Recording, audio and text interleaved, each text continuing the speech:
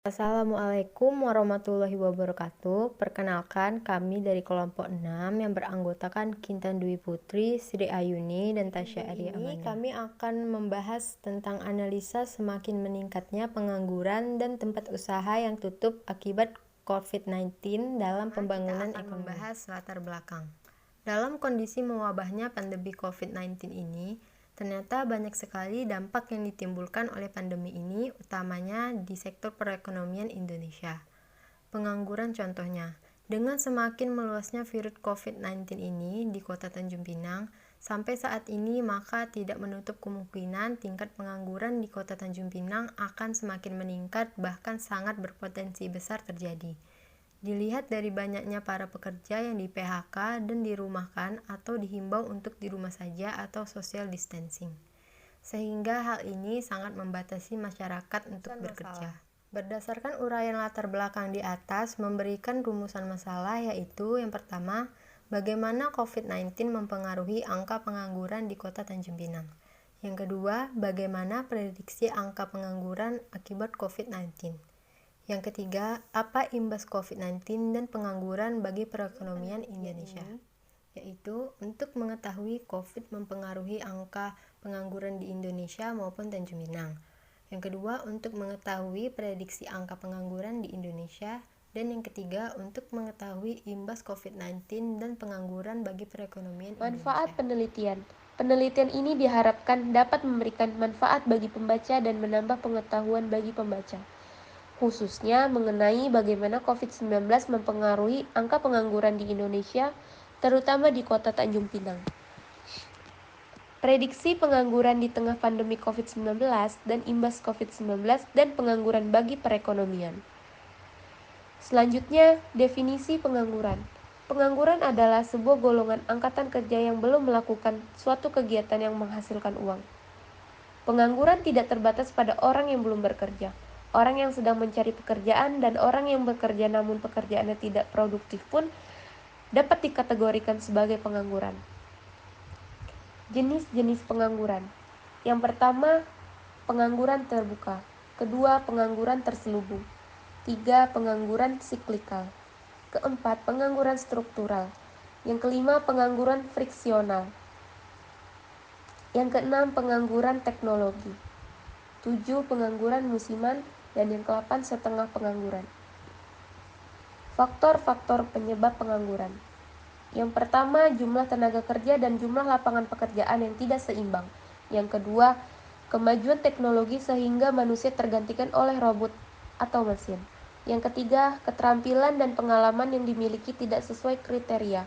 Yang keempat, kurangnya pendidikan atau batas pendidikan. Yang kelima, kemiskinan. Yang keenam, pemutusan hubungan kerja atau PHK. Yang ketujuh, tempat tinggal yang jauh dari domisili. Yang kedelapan, kalah dalam persaingan pasar global. Yang kesembilan, kesulitan mencari lowongan kerja. Yang kesepuluh, harapan untuk calon pekerja terlalu tinggi. Dampak pengangguran, dampak bagi perekonomian. Yang pertama, penurunan pendapatan rata-rata pendudukan per kapita. Yang kedua, penurunan penerimaan pemerintah dari sektor pajak. Yang ketiga, meningkatnya biaya sosial yang harus dikeluarkan oleh pemerintah. Yang keempat, menambah hutang negara. Dampak bagi masyarakat. Yang pertama, menghilangkan keterampilan seseorang karena kemampuan yang tidak digunakan. Yang kedua, menimbulkan ketidakstabilan politik dan sosial. Yang ketiga, pengangguran adalah beban psikis dan psikologis bagi si penganggur ataupun keluarga. Yang keempat, dapat memicu terjadinya aksi kriminalitas dan kejahatan. COVID-19 di Indonesia, coronavirus atau sekarang lebih dikenal dengan COVID-19, adalah penyakit menular yang disebabkan oleh jenis coronavirus yang baru ditemukan. Ini merupakan virus baru dan penyakit yang sebelumnya tidak dikenal sebelum terjadi wabah di Wuhan, Tiongkok pada bulan Desember 2019. Di Indonesia sendiri, Presiden Joko Widodo mengumumkan secara resmi kasus pertama COVID-19 di Indonesia di Istana Negara pada tanggal 2 Maret 2020. Pada tanggal 11 Maret 2020, untuk pertama kalinya warga negara Indonesia meninggal akibat COVID-19. Di minggu yang sama, pasien 01 dan 03 dinyatakan sembuh. Kedua pasien yang resmi dinyatakan sembuh dan boleh meninggalkan rumah sakit pada 13 Maret 2020 itu adalah kesembuhan pertama kali pengidap COVID-19 di Indonesia. Dampak COVID-19 bagi ekonomi Indonesia, pemerintah Indonesia sudah menghitung dampak terburuk COVID-19 dengan skenario berat hingga lebih berat. Yang jelas, pandemi COVID-19 meningkatkan jumlah kemiskinan dan pengangguran. Padahal, dalam 5 tahun ini, pemerintah terbilang sukses untuk menekan angka kemiskinan dan pengangguran. Dan meningkatnya angka pengangguran di tengah pandemi COVID-19, namun hadirnya COVID-19 menekan semua perekonomian berbagai negara khususnya Indonesia. Pengangguran di tengah pandemi COVID-19. Sejak diumumkan secara resmi kasus pertama COVID-19 di Indonesia oleh Presiden Joko Widodo di Istana Negara 2 Maret 2020, sampai sekarang jumlah masyarakat Indonesia yang terpapar virus ini bertambah. Ternyata, COVID-19 ini sangat memberi dampak yang begitu terasa bagi masyarakat Indonesia, baik dari segi ekonomi, sosial, maupun kegiatan-kegiatan lainnya. Prediksi angka pengangguran, tingkat pengangguran kita pandang cukup konsisten dengan definisi pengangguran terbuka yang dianut Indonesia adalah 8%. Yang naik tajam adalah jumlah pekerja paruh dan setengah menganggur. Penyebab angka meningkat pada pandemi, yang pertama, banyaknya perusahaan-perusahaan yang menutup atau ditutupnya operasional. Kedua, adanya lockdown. Dan ketiga, adanya rasa takut yang tinggi dan aturan pemerintah untuk di rumah saja selama pandemi. Solusi agar pengangguran tidak meningkat di masa pandemi. Yang pertama, mengoptimalkan program Kartu Prakerja.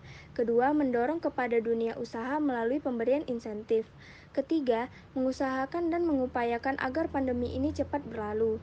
Kesimpulan, hadirnya pandemi COVID-19 ini sangat berdampak bagi negara kita Indonesia, khususnya di sektor ekonomi. Bahkan bisa dikatakan di masa pandemi ini, ekonomi Indonesia mengalami krisis.